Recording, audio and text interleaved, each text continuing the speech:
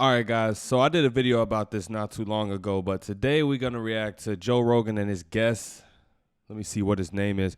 Chris Williamson talk about it. And the video is titled The Biden Administration Redefined Recession. Now, before we start the video, don't forget to like, comment, share, subscribe, all of that. Thank you for all the support. Love you guys. Now, let's get into the video. The Joe Rogan Experience. The US is in a recession at the moment, but it's not allowed to be called a recession. Well, the government's trying to not call it a recession, but it's... Wikipedia article got changed. You see this? Really? Oh, dude. No. So They redefined recession? Yep. So recession used to be 2 consecutive quarters of negative GDP growth. Like, isn't that convenient?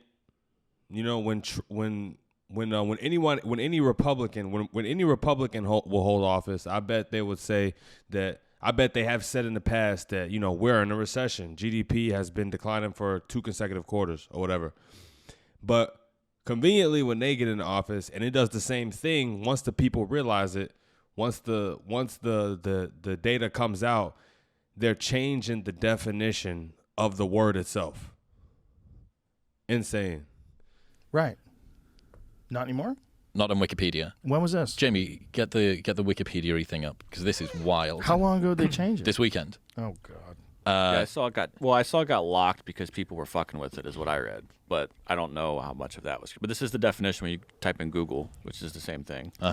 So, a period of temporary economic decline during which trade and industrial activity are reduced, generally identified by a fall in GDP in 2 successive quarters. So, in Google, it's still the same. In Wikipedia, let's look at what it says. Recession is a business cycle. Contraction, where there's a general decline in economic activity. Recessions generally occur when there is a widespread drop in spending or an adverse demand shock. This may be triggered by various events such as financial crisis, an external trade shock, an adverse supply shock, bursting. Okay, here it is. A recession is defined by the National Bureau of Economic Research as a significant decline in economic activity spread across the market lasting more than a few months. Normally visible in real GDP, real income, employment, industrial production, and wholesale. They just made the definition a lot more complicated. That's all. Look at all these words that he's read so far. He was done reading the first definition in like 5 seconds. Retail sales. So In the UK, it's defined as that. in the UK, it's defined as a negative economic growth for 2 consecutive quarters. So That got changed. So that's what's changed, that the United States used to define it as 2 consecutive quarters, and now we don't anymore? And people have pulled it up on the archive. So a bunch of advisors, economic advisors, have got quotes of them saying what a recession is, especially when Donald Trump was in office. There is a recession that's coming. It's negative GDP growth for 2 consecutive quarters. Right. Right. The definition was perfectly fine back then, but now it needs to change.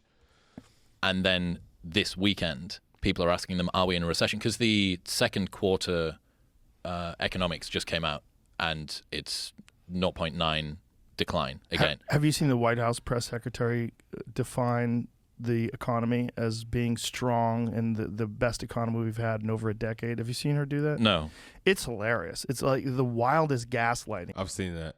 Because she's doing all of these... You've seen that, right? Political hand maneuvers that people do. You know those moves that people do with their hands when they're talking and they're trying to display like confidence and control. And there's like it's Yeah, that's body language. literally like political pantomiming. It's weird to watch. Tai Chi and political Tai Chi. Yeah, it's weird to watch because it's like sleight of hand. It's like it's very bizarre. You think they've been trained in that? Some neuro-linguistic programming? If you put your hands here when you're saying this sort of a thing, blah, blah, blah.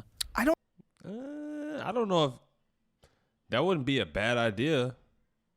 You should. I feel like anyone that has to speak publicly should, know how to use their body to make their words sound more convincing and believable. So they probably do get training on that. They should. I don't know if there's clearly an indication that that's what you would do if you were trained, but I think it's more mimicking. It's mimicking like the great presidents and the great politicians who have done these very specific things. Like Bill Clinton famously used to do this thing with his fingers. Where he'd take his thumb and do this and do Gesture. that. So it's not aggressive and violent because you can't really hit someone with this. But if you were doing this, Yeah. it'd be a problem. That's problematic. That's angry, right, with the pointing the finger. The fist is a sign of violence. But this thing is this weird, like a mushy. Well, the bizarre thing about the recession situation is the fact that it doesn't matter what you call it, right? You can call it fucking paradise if you want, but it's still shit. Right. Like all of the criteria of what's happening Yes. indicates a recession. Yes. And the reason obviously is that you've got midterms coming up. Yeah, that's the thing. It don't matter if you change the word. It don't matter if you change the definition of the word. People still feel it. Like people are feeling it every day, no matter no matter if you change the definition or not. That's irrelevant. People still have to, drive to work every day, struggling to pay for gas, struggling to buy food in the stores.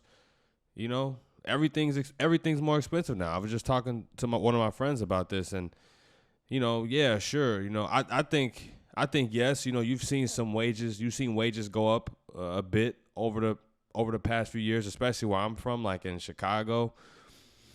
You've seen the wages go up, but it almost don't matter that wages are going up when the price of everything is rising even faster than wages can compete with it. It's like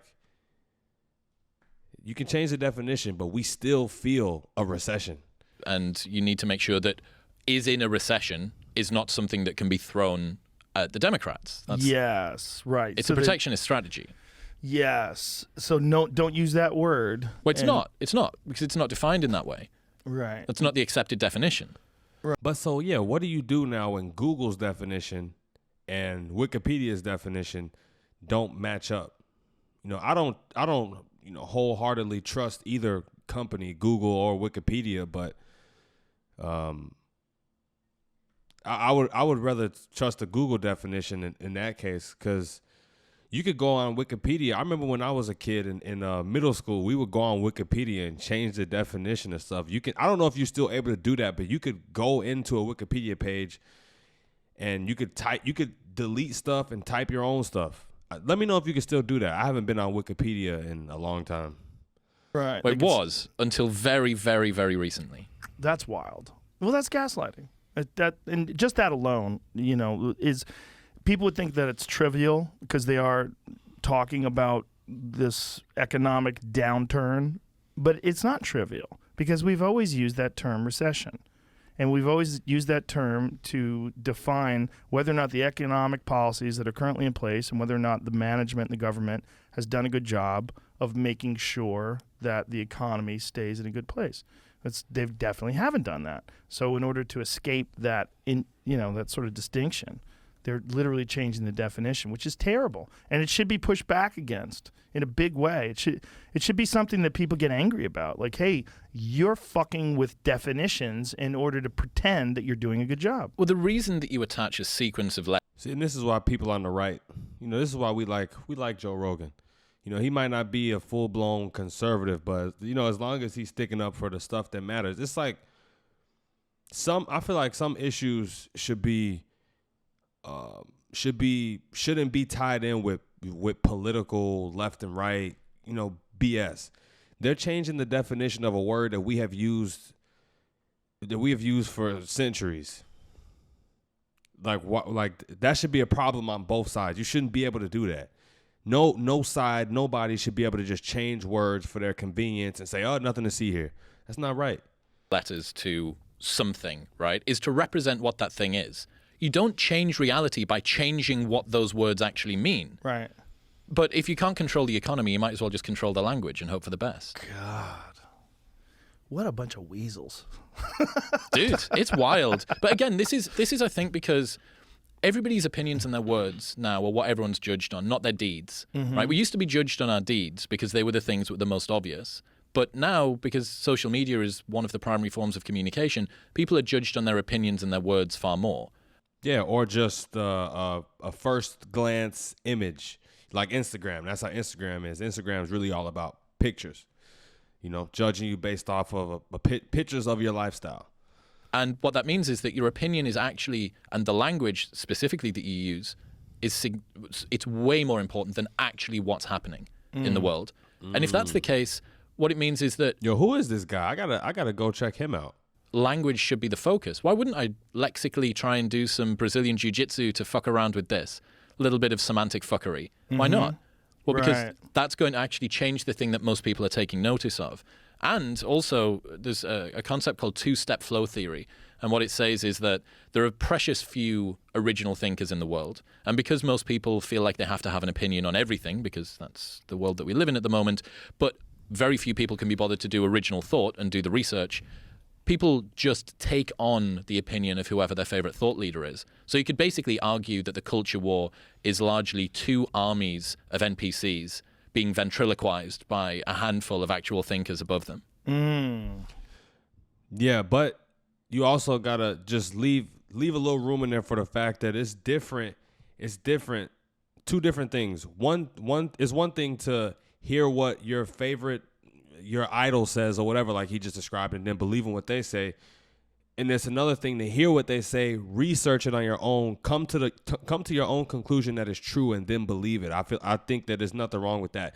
You shouldn't just believe 100% wholeheartedly what someone says when you hear them say it, but you gotta do a deep dive yourself, or just do a dive, period, so you can see if the things that you find match up with the things that they said. That's a great way to look at it. And that is kind of what's going on with a great majority of people, or a large number of people. I don't know if it's a majority, but it's enough to make noise. It's enough to show you that there's a real problem with ideologies and with tribalism, because that's what people gravitate towards. They gravitate towards a group of people that they feel like they can fit into, and then they can adopt those patterns of thinking and those thoughts.